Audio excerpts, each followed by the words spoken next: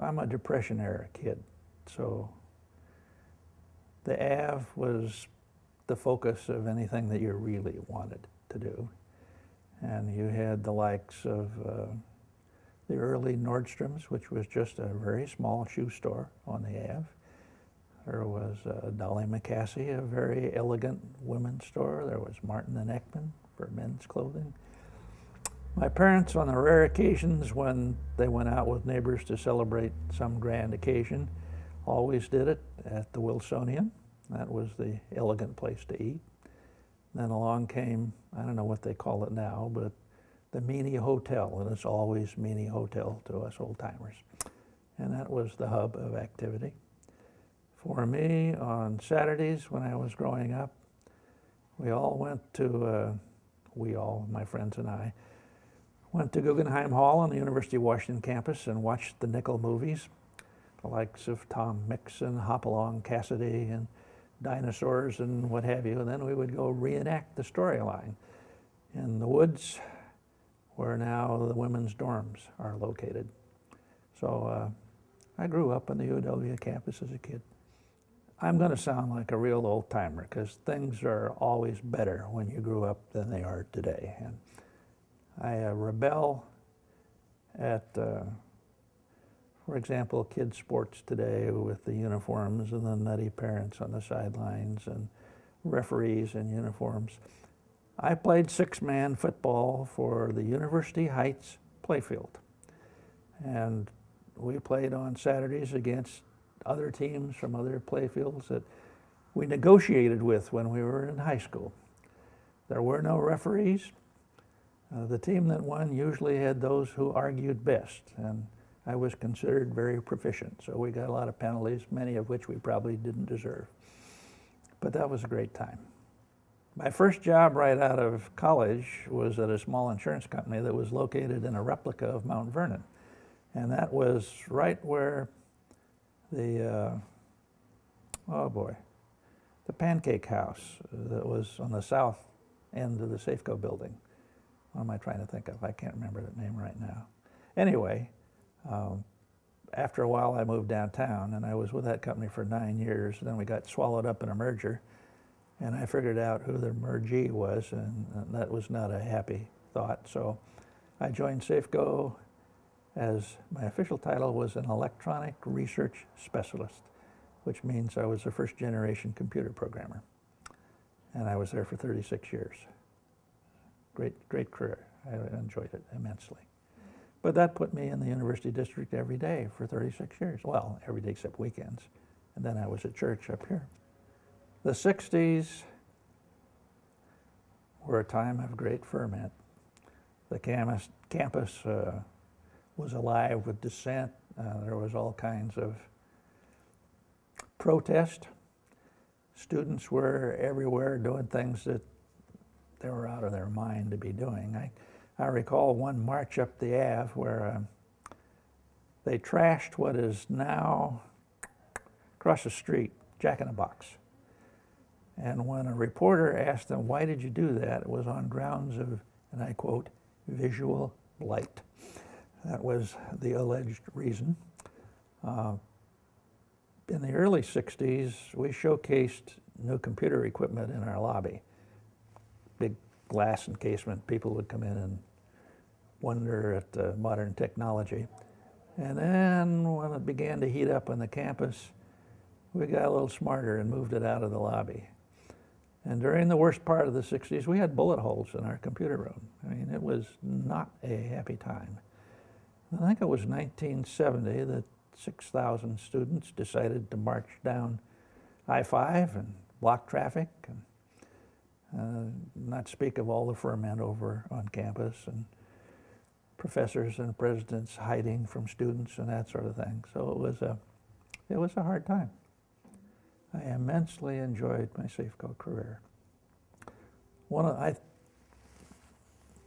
still amused by what appeared to be the public perception of these white-shirted, dark-suited automatons who inhabited the place.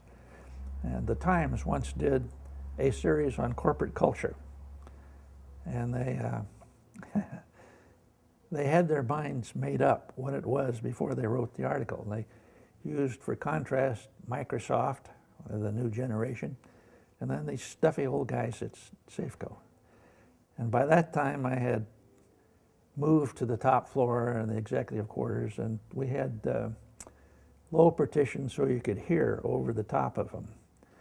And the vice president for public relations was in the office next to mine. So I heard the Times interview, and it was all I could do to keep from going over the wall and strangling that lady, because she had it all wrong. And when the article was published, she clearly had not listened at all to what she'd been told. She just wrote what she had her mind made up was the case. So when I did retire, the year before I retired, Safeco published a little magazine, not a magazine, a book, actually, booklet, I guess is what I should say, on 35 years of automation leadership. And I remember fondly that it had pictures of and listed the accomplishments of 6 so-called pioneers, and I was one of them. So that was a very pleasurable time, but I read that and said, this is pretty stuffy. And it altogether ignores the subculture of data processing, which is far more lighthearted, beyond the wildest imaginings of most people. So I approached the director of data processing and said, you ought to publish another companion book, The Light Side of Data Processing at Safeco. And he poo-pooed me. You don't know what you're talking about today. Things are pretty stable, staid culture. And you don't know what's going on in your own backyard. So my crowning achievement was the editor and writer of The Light Side of Safeco. And we, I got him to promise amnesty. And we had a contest for the most outrageous stories, true, that people would submit. And the winner would go with partner a night on the town, wherever you wanted to go. Even did a crossword puzzle, all oriented to Safeco, and had a great time. And I consider that, despite everything else, my crowning achievement. After a while, they did office, I'll just call them what they were, cubicles. And there was a set of tools that they put together. There was actually a home office department that made sure that they all fit specification. They had to be the right size and certain configuration. Of course, the programmers stole a set of tools. And the official people would come through and set everything up properly. Then they would leave. They'd break out the tools, take them apart, put them together the way they wanted to. Once a young lady went on vacation, and they took her cubicle apart. Think of this as the elevator shaft, and her office is here. And they took her office and moved it on the other side of the elevator shaft. They'd taken pictures so they knew just exactly what it looked like. Put it back together, it looked exactly just the wrong side. Somehow or another, they republished the office telephone directory with a new telephone number for her, and then just waited. She came back, she went to where her office used to be, said, where's my office? Everybody looked at her. It's where it's always been. What do you mean where it's always been? Where it's always been. You're kidding me. And they took her and around the corner on the other side of the elevator shaft. Here is her office, just exactly as it always had been. That young lady almost went nuts. She thought she'd lost it, and nobody would tell her. I could go on like this for the rest of our hour, but I won't. But you kind of get the flavor.